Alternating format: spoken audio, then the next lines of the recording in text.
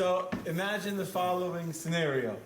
For weeks and weeks, you're having all these unpleasant encounters with your superior at work, right? And different clashes, and finally you told you're coming in for your job review next week, and already in your mind you're expecting to be fired at this job review, and you're already planning how long your savings will last for, and you're already putting out feelers for other job opportunities, and finally you come to the meeting only to find out that not only you're not getting fired, but that your boss loves you, you're getting promoted, and you're getting a raise. Okay? So how do you feel? Do you feel elated? Do you feel angry that you were had all these wrong cues? Are you a little confused and bewildered how you could have been so wrong? Right? All the above? All the above? So in psychology, this is called cognitive dissonance. Cognitive dissonance is basically where you're expecting one thing in your mind and then something completely else happens, which throws you off your base. Right? I'll give you a more modern day example. I don't get into politics, but imagine you're a news pundit and for months and months you're saying that it's impossible for Donald Trump to win the election. Right? And you're convinced. And then he wins the election. So now you're suffering with something called cognitive dissonance, which means that your brain is going to have a hard time putting this reality to what you were thinking in your mind. That's the idea of text number one. You don't have to read it inside, but the point of text number one is this idea that you have this cognitive dissonance where things that you expect don't go as you you're expecting one thing and something else happens, right? So what happens? How do you deal with this cognitive dissonance where your previous beliefs are clashing with reality? So there's really two things you can do. One is you conclude, you do something called dissonance reduction. And that is basically where you conclude that my prior assumptions were mistaken. So obviously I made a mistake and the boss didn't dislike me, obviously he's pushing me to do better, I didn't realize, etc. That's one way of dealing with it. Or the second way is where you now change your prior assumptions were correct. What I assumed is still correct. Rather, what I'm changing is something now in the current reality is to fit my previous assumptions. So for example, you say that the fact that the boss didn't fire me is only because he needs me for this and this project. But as soon as he's done with this project, then he'll fire me. Meaning you try and mold reality to fit your previous assumptions. So using the example of the elections, right? And if you're a pundit and you were convinced that there's no way that Donald Trump is going to win the election and he won, so you do one of two things. Either you say all the polls were wrong, for whatever reason, either because they were skewed to left or because people were embarrassed to admit that they were voting for Trump, whatever it is, but the polls were wrong, so that's why I had this momentary confusion. Or you say that the polls are right, and that really it's impossible that Trump should win versus Clinton. But the Russians interfered, and the Russians messed it up, they stole the election from her. And this way you have the current reality no longer is a contradiction to your previously held assumptions. Right? Understand the concept? Yes. Okay. Why do I mention this? We spent the last 4 weeks talking about the 6-Day War. We talked a lot about before the 6-Day War, during the 6-Day War, and all of a sudden, the Israeli people, the government, the people, the citizens, were faced with this tremendous cognitive dissonance. For weeks before, they had literally been in this tremendous state of fear and of panic and despair. They were digging mass graves. They were planning contingency plans for complete disasters. And then, they didn't only survive the war that was coming, which was their hope was to survive. They didn't just conquer some of the strategic places that they wanted to capture, like Mount Scopus or the Golan Heights or the Sinai. They captured far more territory than they ever dreamed that they would capture, more than they even had ever planned, any kind of contingency plan that they would ever control, and in only 6 days. In only 6 days, which is an unbelievable amount of time for a strong army. And so now, the Jewish people have this tremendous cognitive dissonance. They were expecting one thing and something else happened. So what do? So that's what we're going to be discussing today. Let me first start with a very interesting video to bring out this idea.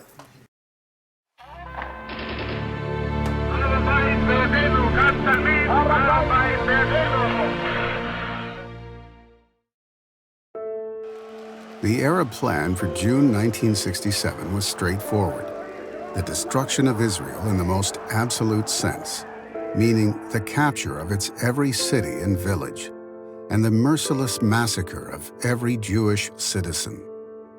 A catchy slogan bandied about by the leaders of Egypt, Syria, and Jordan was, "We will meet you for lunch in Tel Aviv."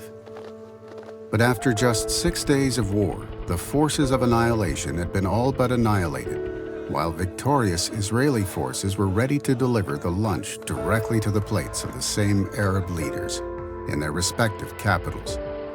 The IDF had achieved their dream objectives of capturing the strategic areas of the Golan Heights, the Gaza coastal strip, and the Sinai Peninsula. Israel had freed its seaport from Egyptian blockade, and it had inadvertently captured the entire West Bank as well. Israeli forces were now in a position to storm the Arab capitals of Cairo, Damascus, and Amman. But the thought of entering Arab capitals frightened the Israeli political leadership, who were loath to awaken that great bear, the Soviet Union, that threatened to join the war on the Arab side. The same concern prompted the United States to urge Israel in the strongest possible terms to halt its advance. Israel obeyed. As it lowered its guns, Israel looked back and gasped. She had gone to war on June 5th with the primary hope of surviving the combined Arab threat at all costs against incredible odds. But she had more than survived. When she accepted a ceasefire on June 10th, her territory had more than tripled in size. She had expanded in all directions from an indefensible 8,000 square miles to a robust 26,000. She now embraced all of Jerusalem, almost all of biblical Israel, and many ancient and sacred Jewish cities and sites. Israel's abrupt reversal of fortune read like a page out of the Bible itself. Just a fortnight earlier, Israel had designated national parks as mass cemeteries. It had dug 10,000 graves in advance and made plans to evacuate Jewish children to Europe to escape the promised bloodbath in the streets of its cities. Fast forward 6 days, and the nightmare had failed to materialize. The country was awash with relief, but also with grief. Upwards of 750 IDF soldiers made the supreme sacrifice, and more than 4,000 lay wounded. The Israeli Air Force lost 46 of its 200 fighters. Israel was a small country with an enormous heart, and she bitterly mourned each lost soul. On the Arab side, the casualties were far higher. Approximately 15,000 Egyptians, 6,000 Jordanians, and 2,500 Syrians had been killed, roughly 23,000 lives in total. Every nation on earth gasped in astonishment as Israel slipped out of the Arab noose that had already began to tighten around her neck with relatively minimal losses and maximum territorial and military gains. The modern, well-equipped, and much-vaunted Arab armies had been pulverized beyond recognition. The Arabs had lost Jerusalem, and the Jews had regained the site of their biblical temple. But most astonished of all were the citizens and leadership of Israel. They had best recognized the gravity of the danger they faced, and they were now first-hand witnesses to a staggering and swift reversal unpreceded in history. Israel and Jews around the world breathed a collective sigh of relief and celebrated the remarkable turn of events that would be forever known simply as the Six-Day War.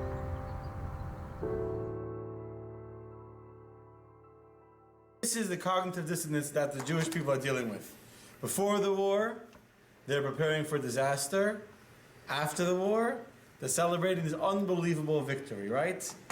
And how do they deal with it? So let's read text number 2 from Michael Oren. Michael Oren is today a member of the Knesset. He was a former ambassador to the United States. Page 183. let's start. Captain Glassman, page 183. Throughout the country, thousands were hurrying to dig trenches, build shelters, and fill sandbags. In Jerusalem in particular, schools were refitted as bomb shelters and air raid drills were practiced daily. Most buses and virtually all taxis were mobilized and an emergency blood drive launched. An urgent request for surgeons in view of the tough conditions they must be physically fit and experienced was submitted to the Red Cross, and extra units of plasma ordered from abroad. Special committees were placed in charge of gathering essential foodstuffs, for replacing workers called to the front, and for evacuating children to Europe. Upward of 14,000 hospital beds were ready, and antidote stockpiled for poison gas victims, expected to arrive in waves of 200. Some 10,000 graves were dug. The sole bright spot in these otherwise morbid preparations was the unprecedented outpouring of sympathy from around the Jewish world. Yet these gestures did little to relieve the sense of approaching catastrophe, of the Jews' abandonment to yet another Holocaust. What are you waiting for? Hannah Zemmer, deputy editor of the Daily Devar, accosted Prime Minister Levi Eshkol. He retorted with a description of Israel's international isolation, of the massive casualties it would suffer. Okay, you go on. Blood wird gießen wie Wasser, he concluded in Yiddish. Blood will run like water. There was talk of the widespread bombing of Israeli cities, of an entire generation of soldiers being wiped out.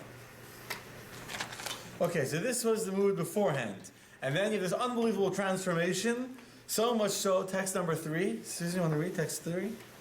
The sense of total doom had all but disappeared.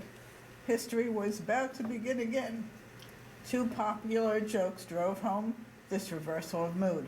According to the first, told before the war, a sign hangs near the boarding gate at Lod Airport, asking the last one out of the country to turn off the lights. In the second, after the war, 2 officers are talking about how to spend their day. Let's conquer Cairo, one proposes. The other replies, but what will we do after lunch? Okay, so this is the unbelievable transformation that takes place in the Israeli psyche, in the Israeli mindset in just 6 days. And actually, someone sent me a beautiful, beautiful article from Elie Wiesel. It was written then in 1967 that someone found. It's a long article, and I'm not going to read the whole article, but he's basically saying that, will the next generation, will our kids remember the miracles that we're experiencing now? Well, for us, this is like the Maccabees. But will our children remember do you remember how thousands of Jewish youth besieged Israeli consulates, pleading to be sent as volunteers to Israel? Do you recall the mass demonstrations in the streets and the countless Jews, including the poorest of the poor, donating their meager savings to the pushkas of the UJA? He describes, the miracles that happened, that 50 years later, it's easy to forget what kind of transformation happened in that 1 week. So when you're faced with this sudden transformation, and all your previously held beliefs or assumptions don't fit with the current reality, how do you make them jive? So in Israeli society, there was 4 different approaches how to deal with this, which really are rooted in their different approaches to understanding the land of Israel and God and our relationship with the land of Israel. And those reactions to the 6-day war would directly translate into the different ways that Jews today, the way that Israelis are dealing with the problems that Israel is facing today is the same. History repeats itself. So understanding what happened then, we'll see how it relates to today. What's the first way of reconciling our fear of pre-6-day war and our joy of post-6-day war? What's the easiest way to explain it? In my opinion, the easiest way to explain it? You can look at the board if you want. Hand of God. Divine intervention, the hand of God, right? Many Jews had no problem explaining how these miracles happened or how this victory happened because the victory was a miracle of God. That's pretty simple. We've had a lot of miracles happen to the Jewish people. That's how we left Egypt. That's how the Maccabees destroyed the Greeks. And that's how the Jews overcame the many, many enemies that were surrounding us on all sides. Right? What was beautiful about this, in my opinion, is yes, it was a miracle of God, I do believe that, but it was the Hishtadlut. Yes, if you open the eye, the Hishtadlut can be as small as the eye of a needle, But if you do that, then God steps in to help. Because they were extremely well prepared. The tactics were unbelievable.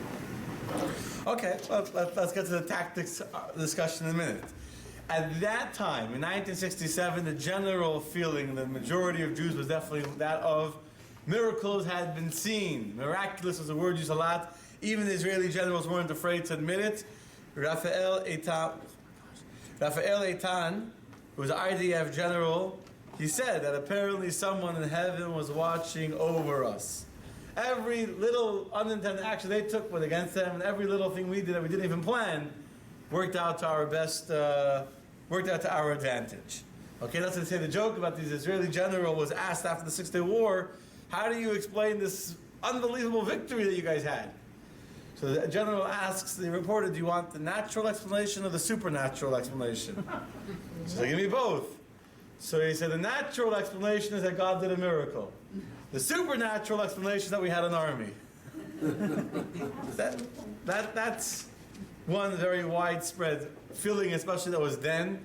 And that's why 4 days after the war ended on the holiday of Shavuos, and the first day that they opened up the Kotel, the Western Wall, to civilians to come into the old city and to go to the Western Wall, 200,000 people went to go walk, to go be able to pray at the Western Wall.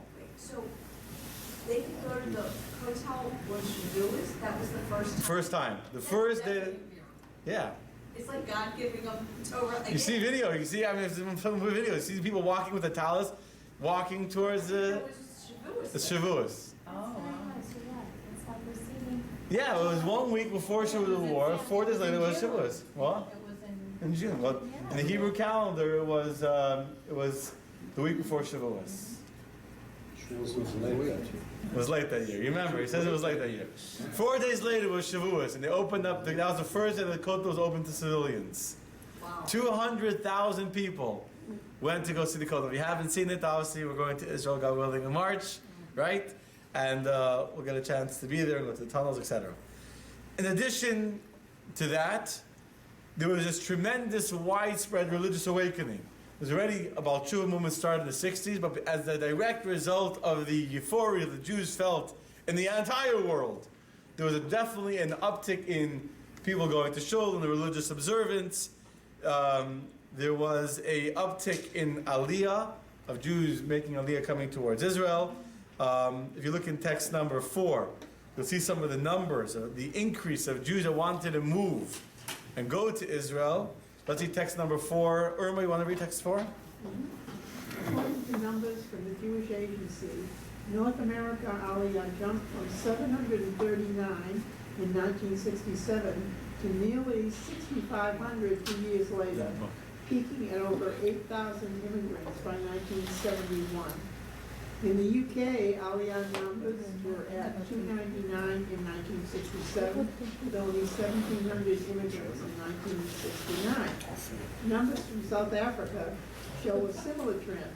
Immigration was at 233 in 1967, and more than tripled to 803 all immigrants in 1970. Until the 6-Day War, Western Aliyah was not a major force, said Sidney Shapiro, director of Telfed, the Israeli office of the South African Zionist Federation. The wave of post-1967 only changed the face of Aliyah.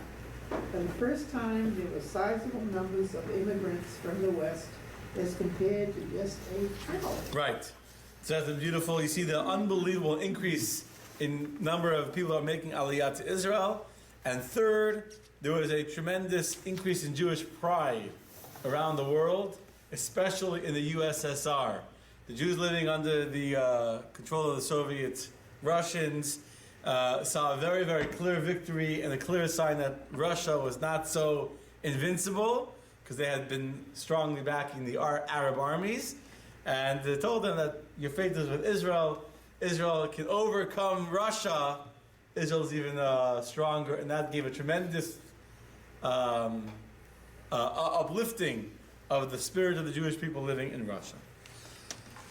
Okay, but question is, was it really a miracle? Meaning as follows. Can you compare the 6-day war to the walls of Jericho come crumbling down when Joshua circles them 7 times and blows the shofar? Can you compare the 6-day war to the Jews splitting, the Jews walking through the Red Sea and turning to dry land? So let's ask a more fundamental question. What exactly defines a miracle? I think this was a miracle. I think these were just like those. Do you think it's the exact same thing as a sea splitting? It was pretty miraculous. Okay. So let's understand. What defines a miracle? What do you say, David? What defines a miracle? Against nature. Against all odds? Okay. Let's see what the... Something you can't explain. Yes. something you can't explain. Okay. Science. Against nature. Against science, against nature, yeah? We weren't there for the other miracles. We only hear about them. It's hearsay. But even as young as I was, okay, I remember the 6-day war. And, I remember hearing and learning and continuing without it. So I lived it. I didn't live the parting of the Red Sea. Okay. I didn't live those.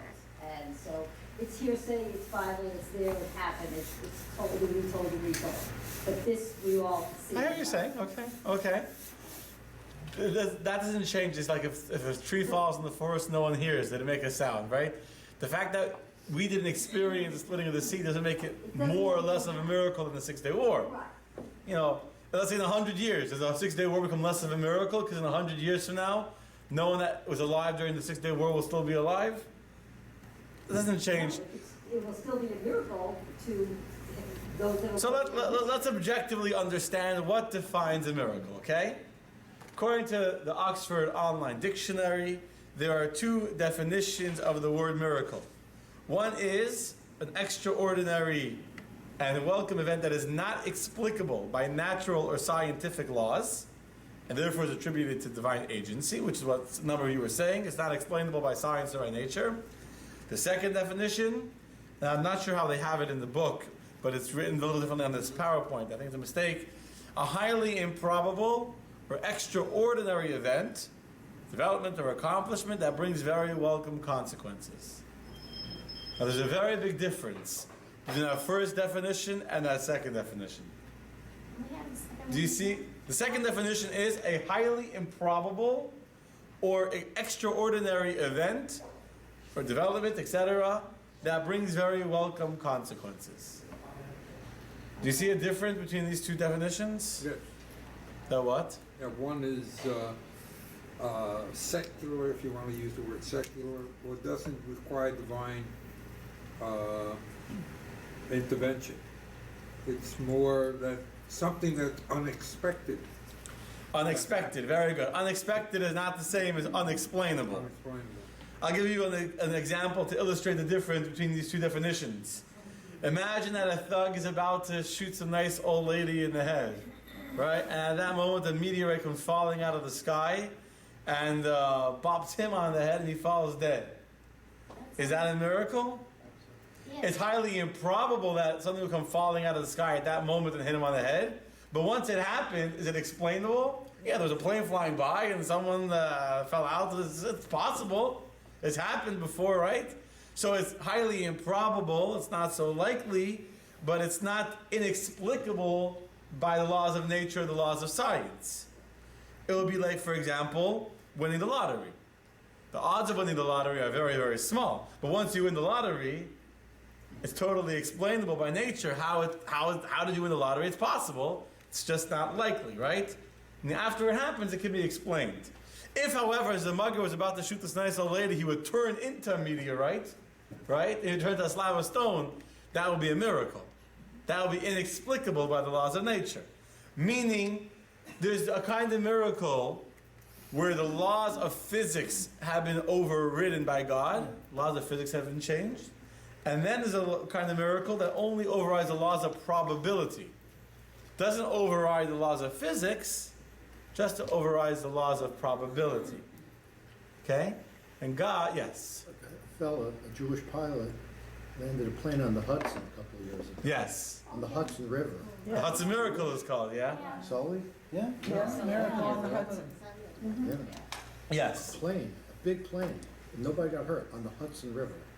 But he was trained to be able to do it. Yeah, but if no boats did and no one got whatever. The point is, it's explainable by nature. It's explainable by nature, but at the end of the day, what are the statistical odds? What's the likelihood they'll do it without killing anyone? Very slim. So it's a highly improbable, yet totally physically possible event that, according to the Oxford Dictionary, would still be considered a miracle. Okay? Which means that God also performs two kinds of miracles. God performs two kinds of miracles. David, you want to read text number 5? There are two kinds of governance by which God leads his people, Israel. There's an openly miraculous governance, as with manna, the well that sprang forth from a rock and provided the Jews with water throughout their desert sojourn, and the clouds of glory that encompassed and protected the Jews in the desert. There's also a governance that is clothed in nature, in which miracles are hidden. It is understood that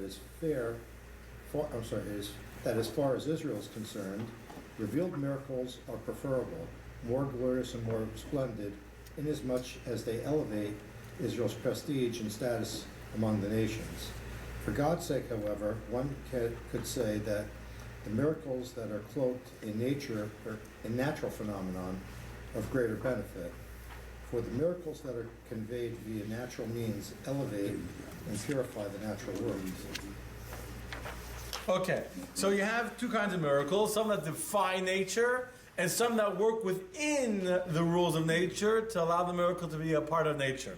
And so therefore the 6-Day War, although it did not feature miracles of the first genre that completely break all natural law and order, but yet the probability of all these different things happening that happened in the 6-Day War, all these different events, they should all come together so perfectly. We should have such unbelievable victory with such high ratios of I don't say the high ratio of Arabs being killed. It's not the point, but of such small Israeli casualties, of such unbelievable, only wins in any war. You have wins and you have losses. And in the 6-Day War, there was basically no losses. It was just win after win. Is, even to the unbiased eye, is pretty, seems that you can definitely call that a miracle. In addition, there were numerous smaller miracles or natural events that happened that have God's fingerprints all over them. 2 examples. Okay? Number 1 is that a few days before the war, the Egyptians decided that they were going to change the commander in charge of the Sinai Desert. Imagine, 3 weeks to the war, they decided to bring in a new commander. And they wanted a guy that was not familiar with the Sinai Desert. He came straight out of Yemen, because another natural miracle was that at that time Egypt was involved in the civil war happening in Yemen, so a number of their forces were not available to fight in the 6-Day War because they were in Yemen. They took the general from Yemen and brought him to Sinai. We left them 3 weeks to the war to begin. He arrived, I think, when we were in 10 days before, with 20 staff. And that was how they got ready for the war. Let's read text number 6. Mike, you want to read? Page 188. During the 1967 war, the Egyptian Army's command and control system down to division and brigade level broke down. The seeds of this problem were planted in the 3 weeks before the outbreak of hostilities. Earlier in 1966, Egyptians developed a new plan for the defense of the Sinai called Kahir, the victor. Plan Kahir placed control of combat forces in the Sinai under a field army commander directly responsible to GHQ, its general headquarters in Cairo. But on 15 May, for reasons that still remain unclear, the Egyptian High Command surprised its senior officers with the sudden creation of a front command and the appointment of General Abd al-Mohsen Kamal Murtagi to head it. Murtagi, as the new front commander, would be plagued by a number of problems. Although a competent soldier, he had been commanding the Egyptian expeditionary force in Yemen and lacked intimate knowledge of the operational plan for Sinai. Furthermore, as a front commander in Sinai, he would receive a high degree of responsibility without the commensurate authority to carry out his mission. Finally, Murtaghi arrived at his command post in the Sinai near Bir al-Thamada on 29 May, only a week before the war, and with a small staff of 20 officers. The Egyptian command and control system was further undermined when the High Command replaced all 12 division commanders and chiefs of staff in the week or two after the creation of the Front Command. Then the confusion seeped down to brigades and lower. Imagine. So they're about to start a war, and they're changing all their field officers, all their commanders are being traded out for new people that are not familiar with the territory or the terrain. And you don't call that a miracle? And that's, I would definitely call that. Yeah. Now, is it explainable? Is it explicable by the laws of nature? No. It's explicable, but it's highly improbable that any smart general is going to start changing commanders a week or two before a war is about to begin. And that would explain why Egypt had a tremendous amount of men in the Sinai. 100,000 Egyptian soldiers were in the Sinai desert. 950 tanks in the Sinai. 1,100 armored personnel carrier, and more than 1,000 artillery pieces, all captured by the Jews, by the Israelis. That's more Complete than chaos. What? That's more than Israel had in total. Way more. Artillery. Way more. Israel only, I think, had like 400 or something tanks to start with. In the whole, in all three fronts. Yeah. This is just one front. Yeah. Let me ask you. I mean, you're assuming that this is why Israel won the war. From what I've read, they really won the war the first 2-3 hours. Okay. And they finished off Israel, the Egyptian, all the air forces. Granted, that'll be the next miracle we'll talk about in 1 minute. We're going to talk about that in 1 minute, but that miracle that, as you're saying correctly, that the real miracle happened within the first 2-3 hours of the war already. To a certain extent, the war was already over. I mean, it wasn't over, and many other miracles that happened is besides that, but that we were able to conquer the Sinai because we were able to take out the entire Egyptian Air Force. The entire Egyptian Air Force we took out. How many planes did Israel lose in taking on the Egyptian Air Force? 40-something. No, I think in the course of the whole war. That was from the Jordanian Air Force. I think they lost 2 planes taking down Egypt. Really? The entire Egyptian Air Force went down with 2 Israeli planes. 2! How is that miracle? We'll talk about that in a second. Well, yeah. I was working for the Navy Department, The American Navy. American U.S. Navy Department, and my boss was getting all kinds of intelligence. And one of the things that they found out is that the Israeli Air Force basically were American planes and other countries' planes. They completely changed those planes to fight in the desert on clear days. They took out the electronics because the pilots could see the planes were faster, much more maneuverable. They really improved the American planes that were sent to them. And that was a big French. part I of didn't think they had any American. They didn't have American planes. They have French Mirages. I've actually watched they have French Mirages, but they had older planes. Another thing, the Arabs had brand new Russian MiGs. Brand new, fresh off the assembly You line. have to know how to Sparkling new. And they never got off the plane, those MiGs. They were killed, I mean, they were shot down. They never. So why? Why did those planes not go up to attack the French They couldn't. Mirages in dogfights? They couldn't. But the question is going to be, why did they? They didn't know, and no, they didn't know anything happened until two. Oh, I'll get to it. Let's only read a verse. Didn't all the pilots did a Surprise big attack. party or something? Yeah, that all the pilots, the chiefs. We're going to talk in a I second. don't know how this all plays together.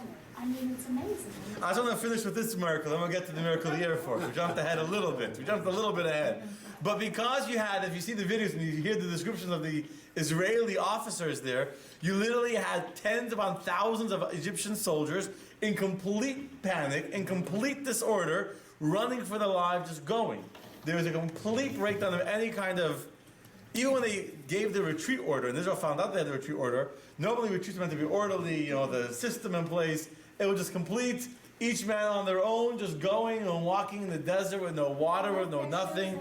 You see videos? Yeah, I know. And this idea of them leaving their shoes and leaving their weapons and leaving them just running for their lives in complete disarray is a perfect fulfillment of a biblical promise. Text 7a. Patty, want to read 7a?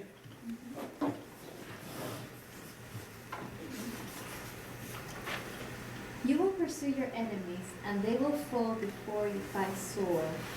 5 of you will pursue 100, overthrow, and 100 of you will pursue 10,000. And that's exactly what's happening with the Israelis. Literally, small groups of soldiers, small brigades, compared to these massive, heavily armed Egyptian troops, are running for their lives. Faith 7b. God will cause This is from Deuteronomy 28:7. Yeah. God will cause your enemies who rise up against you to be defeated before you. They will come out against you from one direction, but they will flee from you in 7 directions. Okay, that's one miracle. Let's get to the next miracle, the warning that never got to the Egyptian Air Force about the coming planes. So, this is what Tom wants to know. Let's read text number 8. Go, Tom, text number 8. You already text number 8. I'm sorry. Supplied by Britain, Jordan's radar facility in Ajloon, near Jerash, was one of the most sophisticated in the Middle East. At 8:15 a.m., the nation's screens were suddenly studded with blips. Though the Jordanians have grown accustomed to a large number of Israeli aircraft heading out into the sea, the density. I mean, the amount. There's so many planes heading out on their radars. Samir, density. Of the consultation was unprecedented. The officers of Remember, every single Israeli plane that they had that flew went into Egypt minus 12. Israel kept 12 planes to defend the country, and every other single plane that they had was sent out to air bases all over Egypt. Go on. the officer on duty radioed in Greek. Inam. In Arabic. The prearranged code word for war. The Jordanian General Riyadh's headquarters in Amman, Riyadh in turn, relayed the information to the Egyptian Defense Minister Shams Badran in Cairo, and let it remain Decipherable. No one in the Egyptian Air Force was able to translate this code. Go on, why not? The Egyptians had changed their encoding frequencies in the previous day. The Egyptians changed the code without updating the Jordanians. But without updating the Jordanians. Egyptian Air Force intelligence all reported extensively on the Israeli attack, but the officers at Supreme Headquarters devoted to the Field Marshal Abdul Hakim Amar and distrustful of Nasser's loyalty in the Air Force ignored them. Okay? That is an unbelievable miracle. It could be explainable by nature. They decided to change the code because they were afraid of an Israeli spy or something. I don't know. But they forgot to tell the Jordanians. So the Jordanians are sending in code with the, war is coming. Our radars tell us that every Israeli plane is heading in the air. But they had the wrong code. And no one in Egypt even saw it until it was too late. Not only that, it gets better. It's not in the text. But we started saying that there was a party. There was a party of Egyptian officers the night before. There was a party. And they all had too much to drink. And the entire command headquarters, the entire officers of the Air Force, they were all drunk from a party. In addition, the next morning, the head of the entire Egyptian head of the army, Amir, he was flying to the Sinai. And so they put out an order that nobody should shoot any planes because Amir was going to be flying over the Sinai in a plane. So he was in a plane at the time that the attack started. So the Egyptians weren't shooting him because they didn't know which plane was whose. And by the time he landed, his car had already fled. There was no car waiting for him because the attack had already started. He had to take a taxi back to the Army headquarters. By the time he got back to the Army headquarters, it was too late. The entire Air Force was already destroyed. Yeah. This sounds to me just like the stories you tell us of the Maccabees. I mean, it's the same thing. Yes. This is very, very much like the Maccabees. Absolutely. Small group overcoming the many. Far more better equipped. Little things that coincidences that are coincidences that just happen. There are no coincidences. Oh, I know. Like, it's just like, what? Of course it's a miracle. It's God doing it for us just like Absolutely. So many times before. I'm not disagreeing with the word miracle. That's obviously the way we believe that it was a miracle. I'm just trying to clarify. The whole point of this exercise is to clarify what defines a miracle. A miracle does not mean that water has to turn to dry land. A miracle does not mean that all the Arab planes have just poof turned into frogs on the tarmac. If the Egyptians change their coding of frequencies, and the Egyptian command is at a party and drunk and sleeping when the attack happens at 8:16 in the morning, there's also a miracle, right? So the point is we have to just clarify and make sure it's definitively clear that the definition of a miracle by the Oxford Standard is something which is doesn't have to be inexplicable by the laws of nature. It could be explainable. Just like winning the lottery is a miracle. Now, it makes total perfect sense, and once it happens, you can explain it, but these events, although they're explainable, we can explain what happened. The fact that they all happened is definitely the hand of God. I see this also as another point.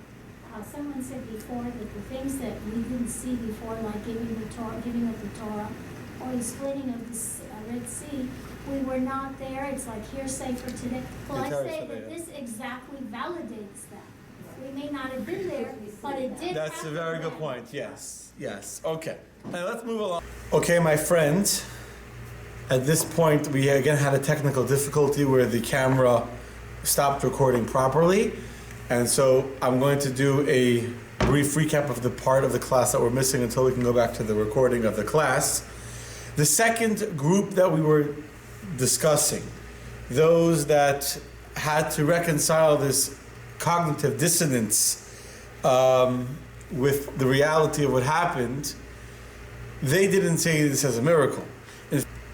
This group of people did not see the 6-day war as a miracle at all, and either because of their professed being atheists, or they didn't accept that God is actively involved in what happens in the world.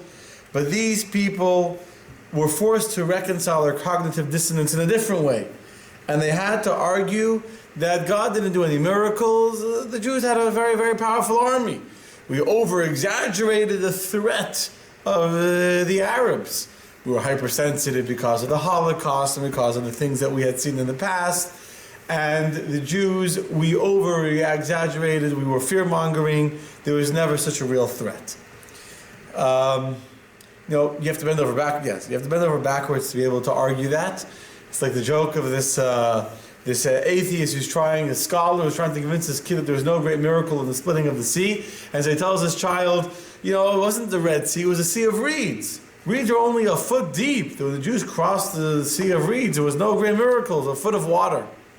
And the boy turns to this professor and says, wow, that's amazing. You're telling me that God drowned the entire Egyptian army in only 1 foot of water? These people have to bend over backwards to argue that it's not a miracle. In fact, they go a step further. And they argue that the Arab coalition never had any real intention of actually invading Israel. The Arabs knew that Israel was far more powerful than they were, and the entire bluff and hoo-ha that they were going to attack Israel was only just to show off. And the fact that we went and preemptively attacked them was wrong. It was an immoral act on the behalf of Israel. Meaning not only was Israel never in any kind of mortal danger, but in fact we were the aggressor by attacking and by conquering all this territory from the Arabs. And this is the idea of text number 9 if you have the book, where basically it's what's happening today more and more is a myth, is what Oren is arguing, that is trying to show that Israel bears the bulk, if not the sole responsibility for decades of conflict in the Arab world, and the Arabs are the aggrieved party, because basically the Israelis took advantage of this bluffing of King Nasser of Egypt and used it to their advantage. There's another group of people who also did not accept that this was a miracle that happened during the 6-day war, but they're the exact opposite spectrum. The opposite end of the spectrum, these are very, very religious people who have a philosophical, ideological issue with a concept of the state of Israel and the concept of Zionism. And therefore, because they disagree with the concept of Zionism, they felt that this cannot be a miracle, rather the work of the forces of impurity. Let's take a minute and understand this opinion of those Jews that are against the state of Israel and who are Zionist.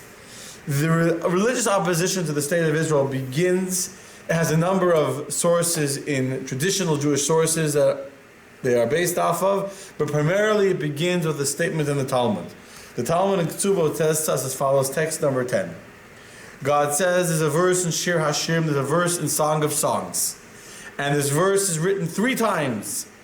The verse says, I adjure you, O daughters of Jerusalem, that you neither awaken nor arouse the love until it is desirous.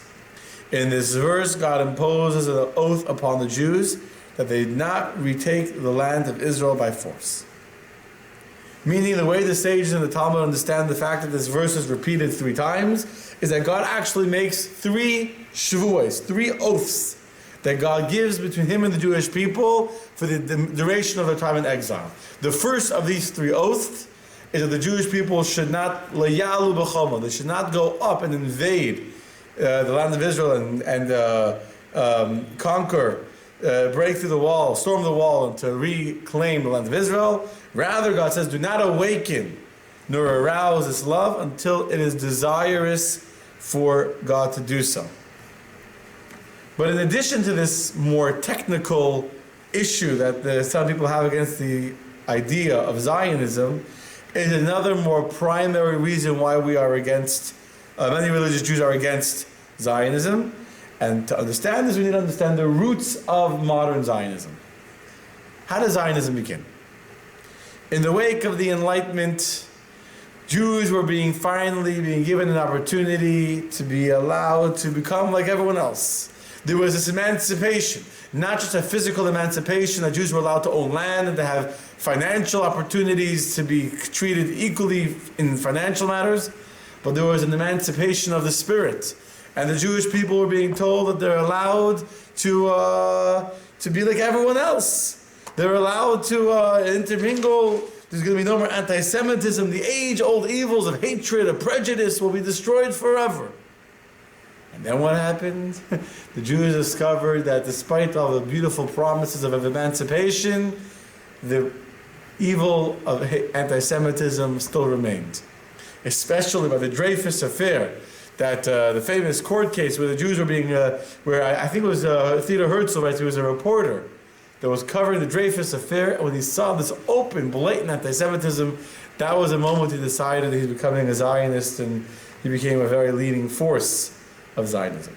And the idea was to create a Jewish commonwealth where Jews would be an independent people with an autonomous government. And when that would happen, this essential pillar of the Zionist doctrine is that when that would happen, then Kechol Hagoyim Beis Yisrael, that the Jewish people will be like any other nation in the family of nations in the world.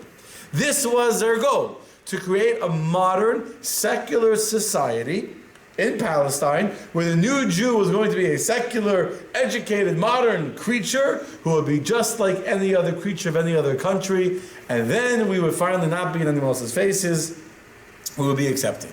But in order for that to happen, we had to leave behind the old baggage that the Jewish people had, that it created all this friction between us and the rest of the world. Mainly, what made us different and unique, our Torah and our mitzvahs.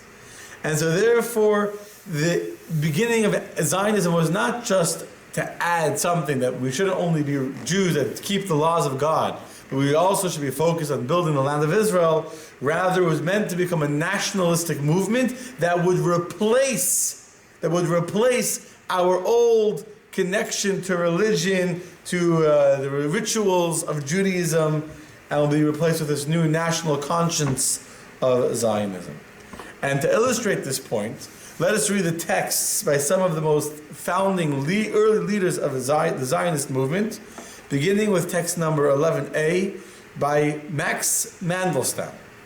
Max Mandelstam writes in text 11, I have concluded that those Jews who are not Zionists, at least in their minds and hearts, are not Jews.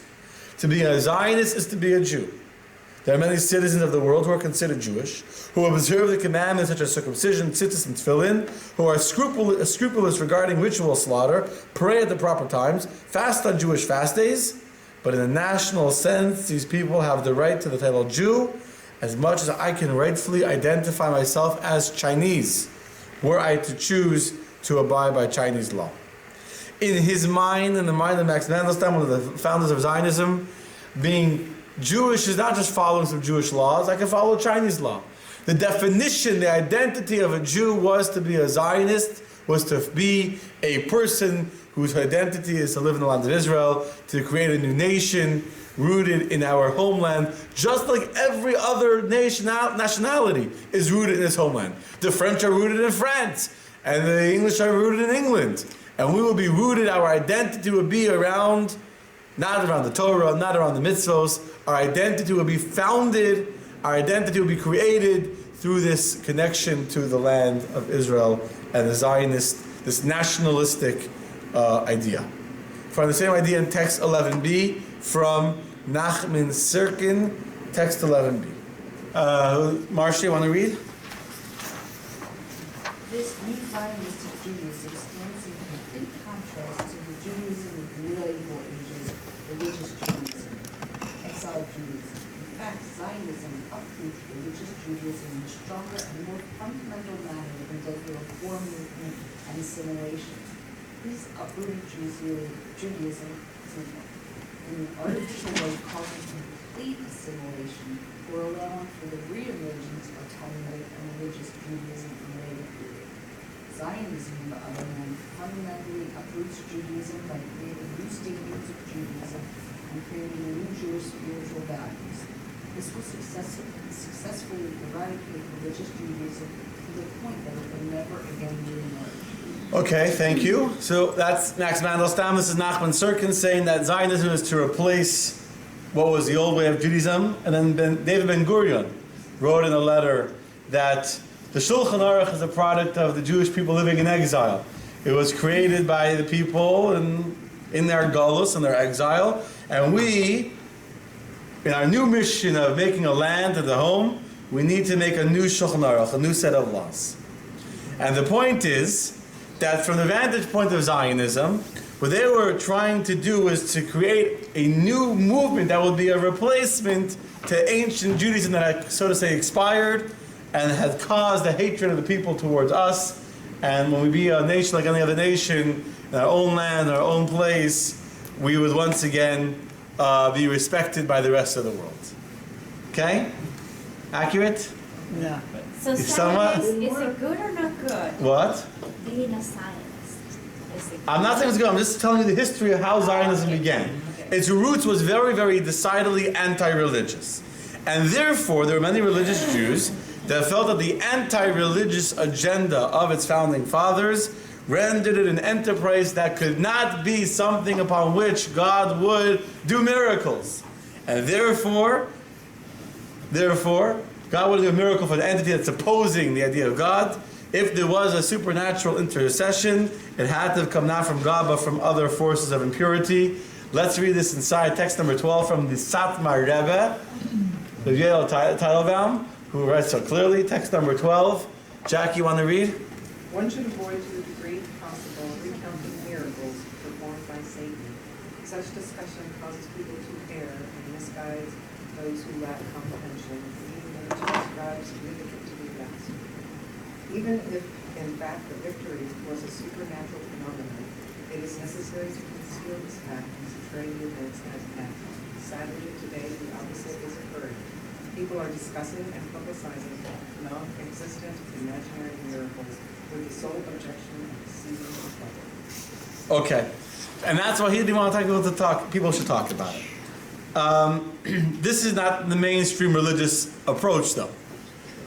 The majority of religious Jews do not take this stance, and they're much more moderate in their terms of the view of the state of Israel. And for a variety of reasons, they do not believe that the oath described in the Talmud, Lo Yalu B'Chayma, that the Jews should not conquer the land of Israel, does not apply today.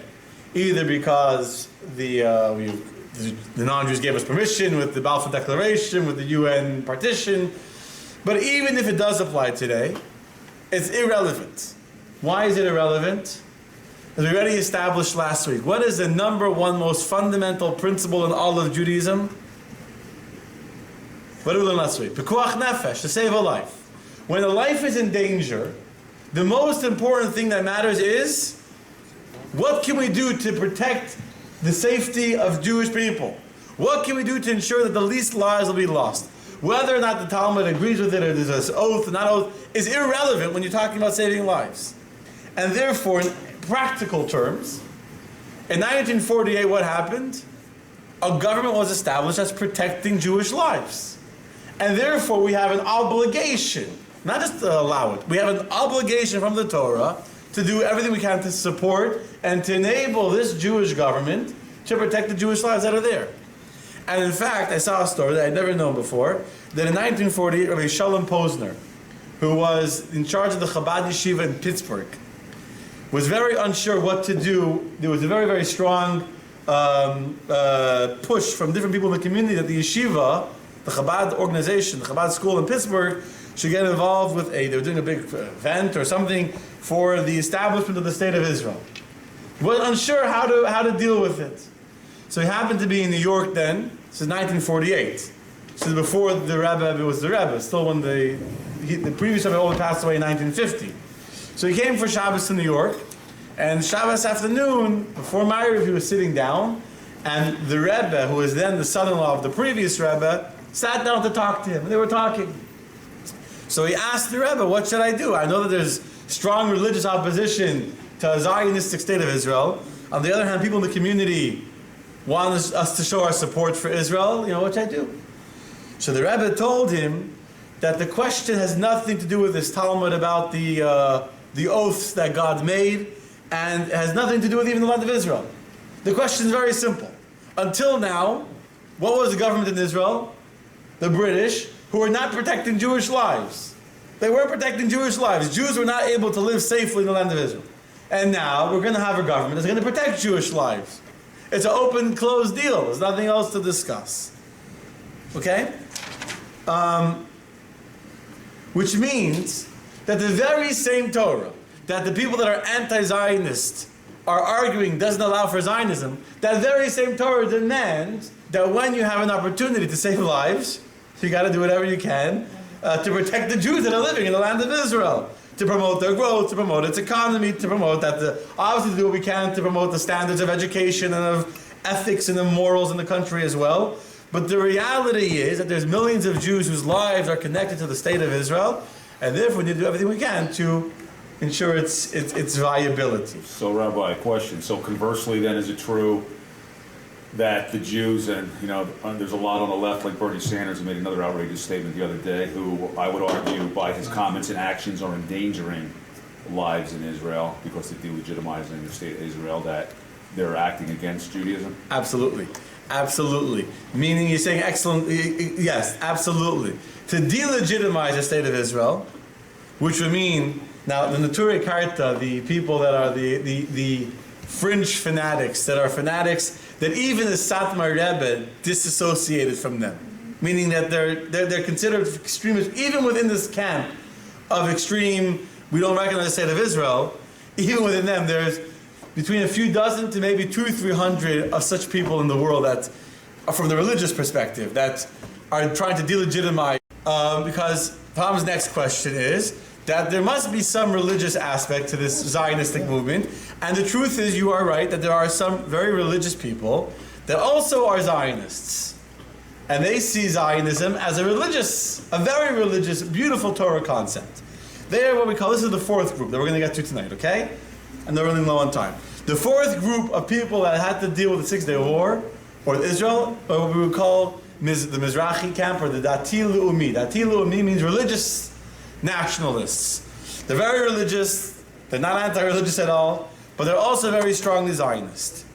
And what is there? They look at what happened in the Six-Day War as the Eschalta de Geula. They view this as the beginning of the redemption. Meaning, they see in what happened in the Six-Day War a messianic, what's what I'm looking for? Angle, the beginning, the precursor of Mashiach. And they see that what happened especially the reunification of the city of Yerushalayim and the Jewish control of Temple Mount, etc., this to them was a clear sign that the coming of Mashiach is here. Text 13, Vivian, you want to read text 13? This is not a coincidental shaping of history. Rather, we must see God's guiding hand and and his divine ordering of events for what they are. The fulfillment of when the Lord brings back the captivity of Zion, and that's Tehillim. How fortunate are we to be a part of this national rebirth.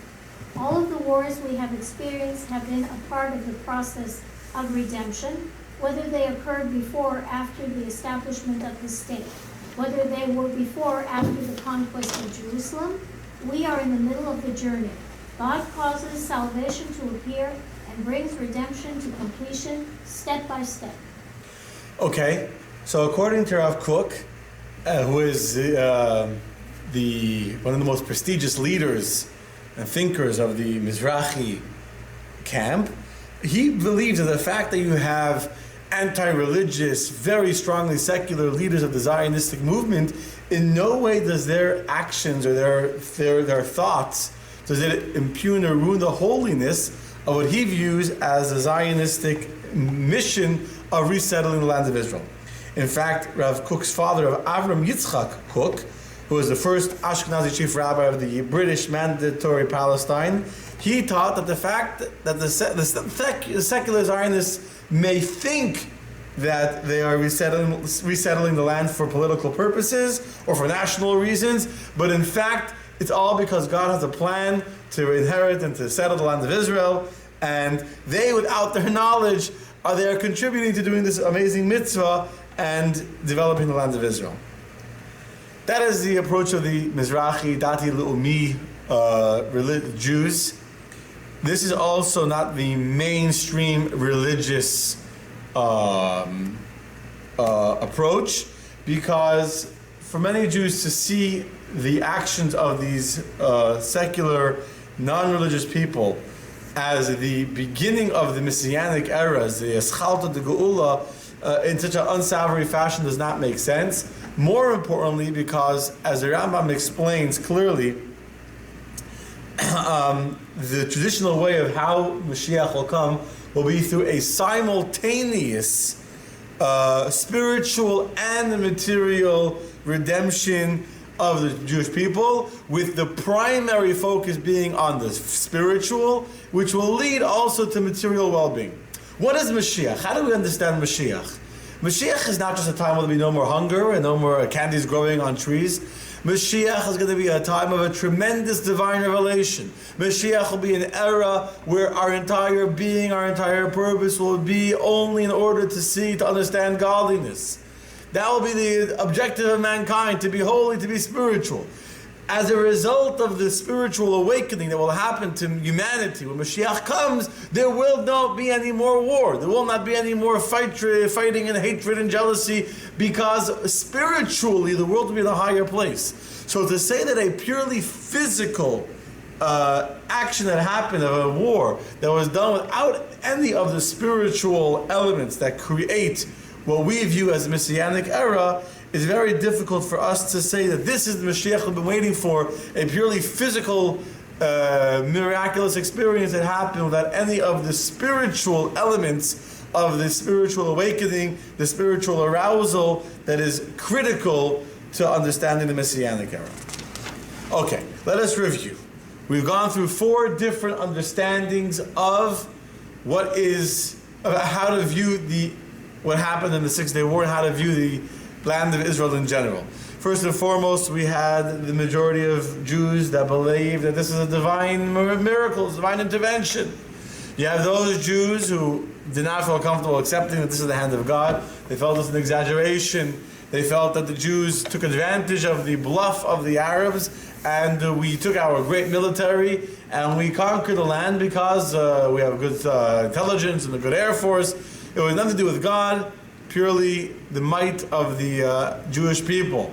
Then you have on the other side of the opposite extreme, the opposite side of the coin, you have those Jews who felt that God would never allow such miracles, amazing miracles, to happen for people that are going against the idea of God and of the Torah and mitzvos, and therefore they believe that the fact that miracles happened can't be because God was doing miracles. These supernatural events must have been the hand of the Satan, of the forces of impurity. And then you have the Dati Le'umi camp that literally views these actions of the Six-Day War as the onset of the redemption, the Eschalta, the Geula, the beginning of the Messianic era, primarily with the conquering of the old city of Yerushalayim, of the Kotel Marav, the Temple Mount, the sign that Mashiach is here. But all of these groups suffer with a cognitive dissonance. They all suffer with some kind of before and after, where they expected terrible things to happen and were surprised and had to reconcile the miracles with their world view. There was but one Jewish leader in the world that stood strong and clear and said that Israel is safe before the war, and therefore he suffered no cognitive dissonance. He felt no need to try and explain the reality afterward, how it fits into his previous assumptions. And that was the Rebbe, Rabbi Schneerson, the leader of the Chabad movement. But instead of me explaining it, let me show you this beautiful video that will really bring across the idea far more powerfully than I will.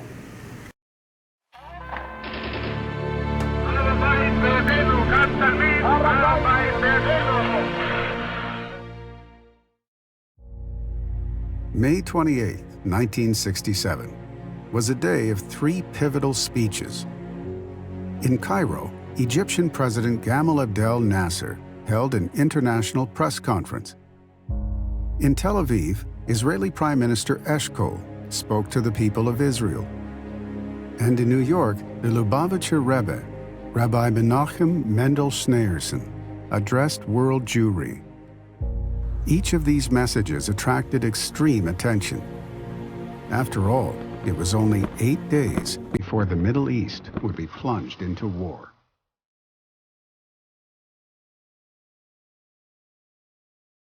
Before hundreds of the world's press, Nasser unabashedly broadcast Egypt's intentions. The existence of Israel is in itself an aggression. We will not accept any coexistence with Israel. The war with Israel is in effect since 1948. In plain words, the Arab armies led by Egypt intended to wipe Israel off the map. This was not an empty threat.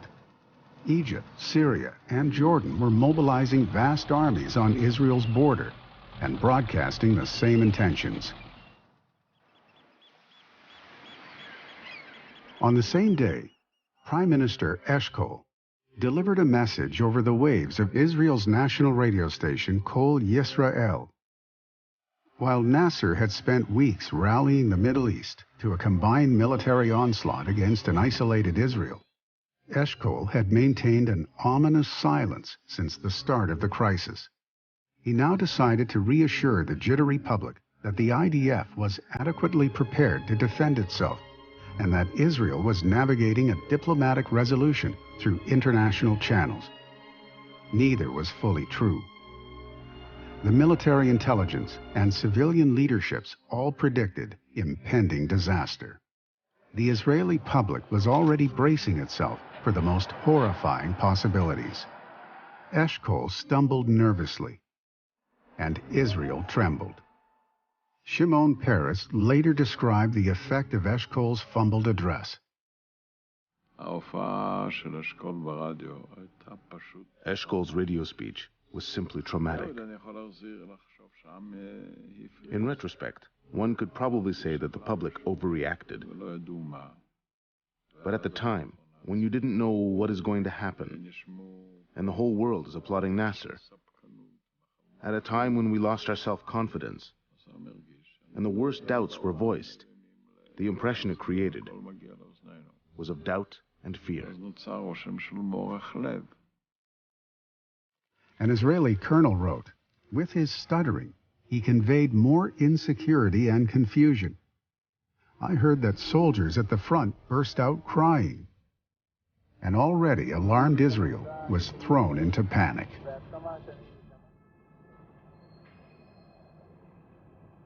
That same day, Rabbi Menachem Mendel Schneerson, head of the Chabad Lubavitch movement, and a revered spiritual leader of world Jewry, delivered a public address that was broadcast around the globe, including a simultaneous translation from Yiddish to Hebrew on Israel's Kol Yisrael radio station that Eshkol had used only hours earlier.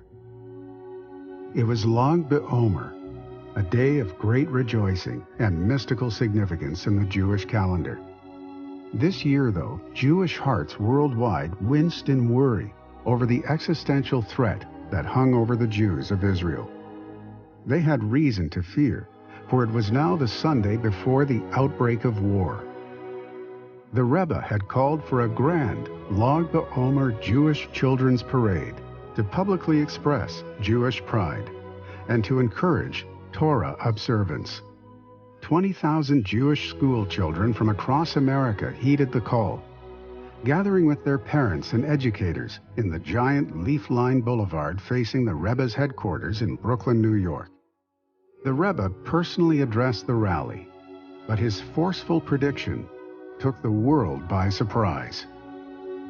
Was eure Brüder und Schwestern, was gefühlen sich in Eretz Akedesh und Eretz Israel, stehen nicht in einer Lage, wo der Rebbe beschützt sie und schickt sie seine Brüche und Atzloche und Yeshua in ein vergrößerter Moss, gedei sie sollen nach Riss kommen und sie wollen nach Riss kommen, von dem ichtigen Maße mit Atzloche und damit ist das mit Kuye. Das, was wir haben gelernt in den sederen Nächten, als wir schafften, das Wetter bejaht als eben in Eretz Israel werden sitzen dort nicht sicher. Wenn man sagt, ich schaue im Beoret, aber Oberste wird Mamschir sein, also sei Scholem in Eretz Agdesha. והאיסי לכם לליקים, וסרצי הריסלידן, בידי המויה הפסוכה הקדושה והרחובה, für sein breitere, offener und voller Hand, von allen Schwierigkeiten über zu bringen, in Schulen und Bettach, in allem, in was nötig ist, und bekoren Mamos. A singular voice of optimism in a universe of despair. The Rebbe's words electrified the Israeli public. Newspapers across Israel, regardless of affiliation, from Haaretz to Al HaMishmar, converted the Rebbe's astonishing message into headlines of hope. God is watching over the Holy Land, and salvation is near, cried the headlines of Yediot Achronot, an Israeli daily. The prediction seemed so utterly at odds with that of Israel's own leadership and the grim reality growing ever more dense around Israel's borders, just 8 days shy of the Six-Day War.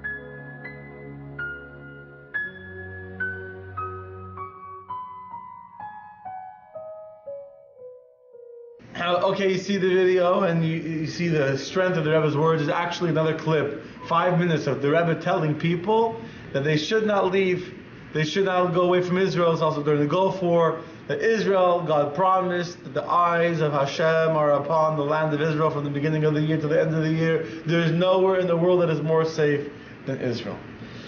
Text number 15 is that the same idea. It's several different letters, it's several different people who all were worried.